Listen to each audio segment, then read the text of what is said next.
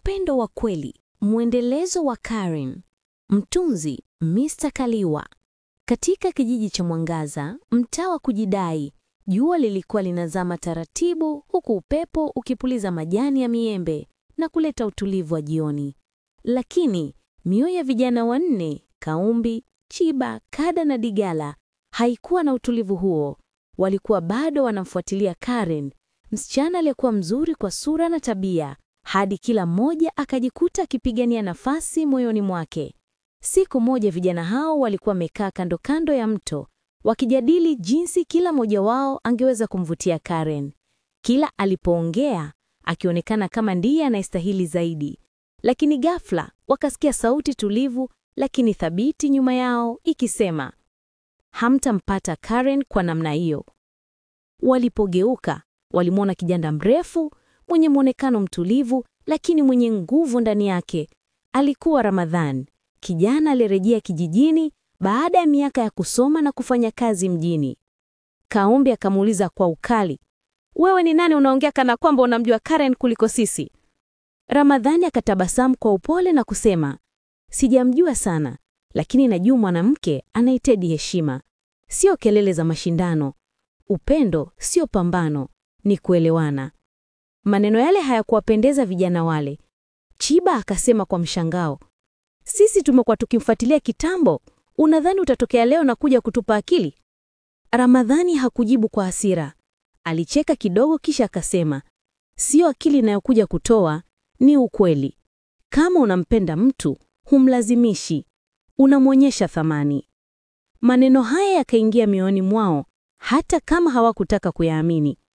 Siku zikapita. Ramadhani akaanza kumkaribia Karen kwa hekima na utulivu. Alikuwa akimsaidia kubeba maji, kumtembelea shambani na kumsikiliza kwa makini. Taratibu, Karen akaanza kufungua moyo wake kwake. Wakati huo Kaumbi, Chiba, Kada na Digala walikuwa wanaona tu kutoka mbali, na walianza kuelewa kuwa mapenzi sio kushindana, bali ni kuaminiana na kuheshimiana. Pole kila mmoja akaanza kujielekeza kwenye maisha yake mwenyewe. Kaumbi, baada ya kugundua Karen hawakuwa wake, alikutana na msichana mrembo aitwaye Donatha. Walifahamiana vizuri, wakaanza kupendana, na Kaumbi akajikuta akisema, "Nilikuwa nimefungwa macho, kumbe upendo ulikuwa pembeni mwangu." Chiba kama kawaida akawa bado na maneno yake ya naume, "Mimi bado nakula ujana, kuoa bado." Kila kisema hivyo wenzake walicheka, wakijua ajifanya tu, moyo wake bado unajifunza upendo. Kada naye akasema kwa utulivu, "Mimi bado mdogo, bado najipanga. Mapenzi sitaki kwa haraka." Digala mwenye tabia ya upole na kimya, akawa sasa ndiye anayetafuta mchumba kwa umakini na utulivu. "Nataka mtu wa maana, lakini sitakimbilia," alijikaza kueleza. Kwa Karen na Ramadhani, ukaribu wao zidi kukua. Watu wa kijiji waliona jinsi walivyokuwa wanalingana, kama vile waliumbwa kwa ajili ya safari moja. Hatimaye, siku moja Ramadhani akamshika mkono Karen na kumuuliza kwa sauti ya upole lakini mwenye ujasiri, "Karen, nataka kuwa mwanaume atakayekuheshimu, atakayoendeleza, sio kukuvunja. Je, unataka tuanza maisha pamoja?" Karen akatabasamu, macho yakipenyeza machozi ya furaha. Kisha akasema kwa sauti nyororo, "Ndiyo Ramadhani, ndiyo."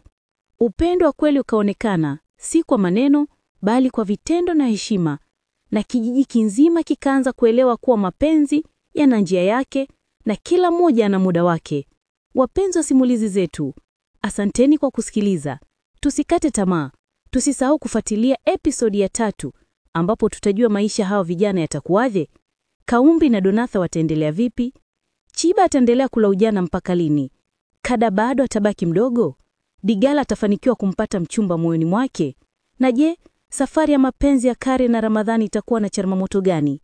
Usikose sehemu inayofuata ya Upendo wa Kweli. Tukutane kwenye episodi ya 3.